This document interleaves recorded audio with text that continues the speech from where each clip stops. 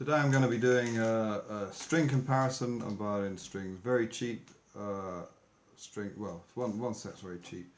It's a very cheap fiddle, nothing special. It's an old Czech violin, and I've got steel strings on it, and I'm going to be comparing Prim violin strings to Rotosound student violin strings. At the moment it's got the Prim on, and they've been on for well over a year, 18 months or something. And Prim, a very popular string. They never worked on any of my main instruments, but they sound okay on this fiddle. Having said that, there are some of the finest fiddlers in the world who use Prim and swear by them, and I've tried other people's fiddles that got them on. They're good. They just don't work on mine. I think they're a bit high tension. I don't even like steel strings on my main one. When I used to use steel strings more often on one instrument I had, I did prefer the Tomastic rope chord. Didn't like helicore either, and loads of people absolutely love those. So it's just what suits your instrument and personal choice. And so there's no right or wrong. So I'm not trying to highlight any brand of strings, Prim or Rotosound, or say anything negative or positive.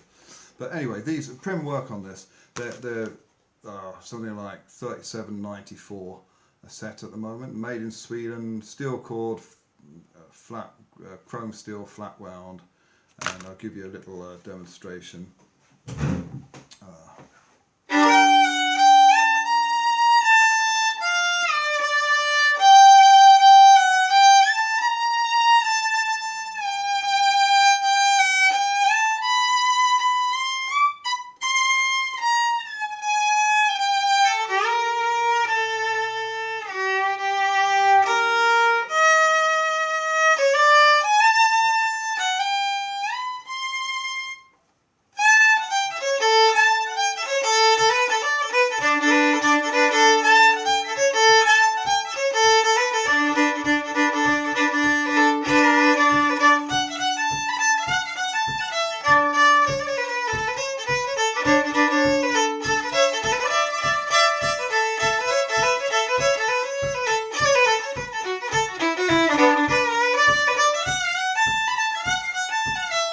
So I think they're quite nice on the bass. Well, on this, it's the instrument really, but.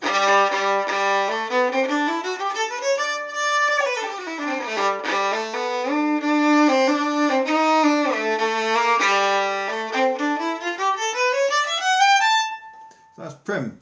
Now I'm going to change strings and compare them to the Rotosound. So they're 37 odd for a set at the moment. Very popular, good, reliable strings, sound good in this instrument. These ones are Rotosound Student, and they're $5.99 a set. What made me want to buy these was because they are round wound, silver wound, the two bass strings as far as I know. And I've tried some nice gut strings with round wound silver on them, both gamut, and also a steel string by Yaga called Silver G, and they sound really nice.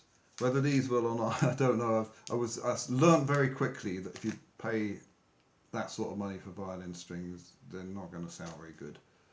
I did try Rotosound's professional strings, which I can't remember what they're, 8 quid, which are flat wound Manel. Didn't really like them, but let's see how these are. I was just intrigued, and we can compare it. Right, yes, so now I have these Rotosound strings on.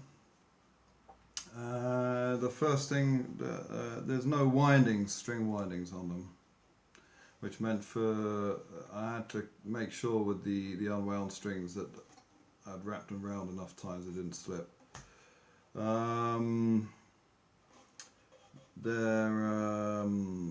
can I say?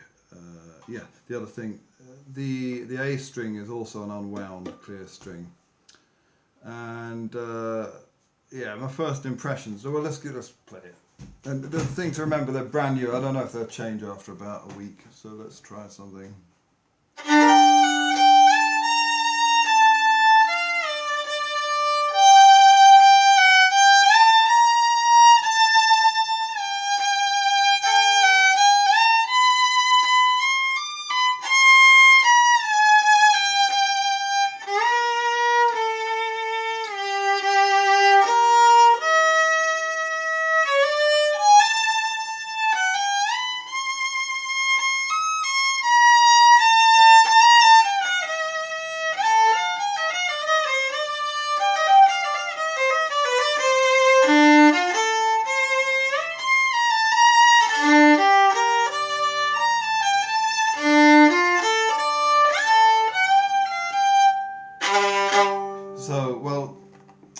impression is the first two strings are nice, even though they're unwound. The third string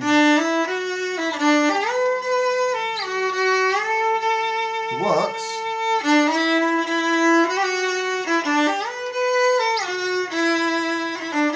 Funny, you got a kind of a, like on a guitar.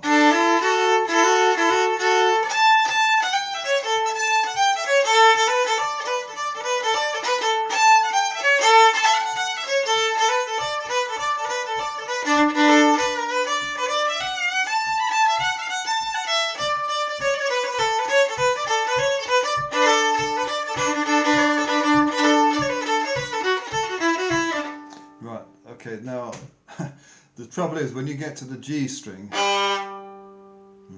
that's problematic.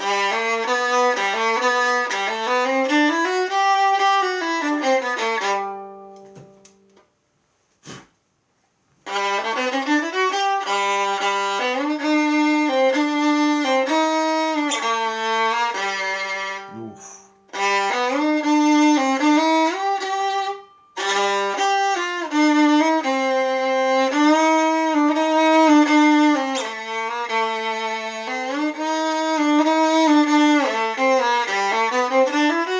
So I don't know if that G and the round strings will mellow out after a certain amount of time. I'm going to keep them on for it. At the moment it's pretty much on the verge of being playable, which is my experience before with other very cheap strings like Astria, that type of thing, the cheapest Dover. I learned that straight away, you know, if you got yourself a set of chrome cores or Prims or something, you're using steel strings, Piranitos are much better than Dogles or Astrias.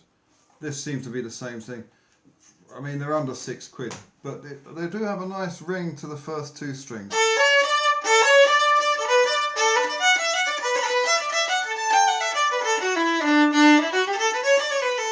Even the third string, it's just that G.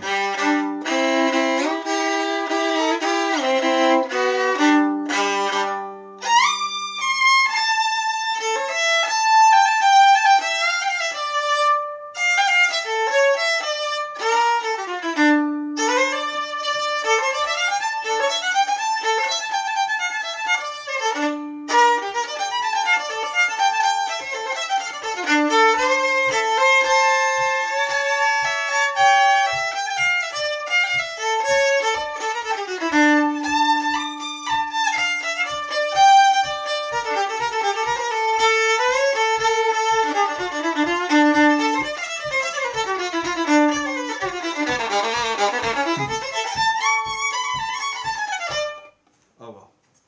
There you go.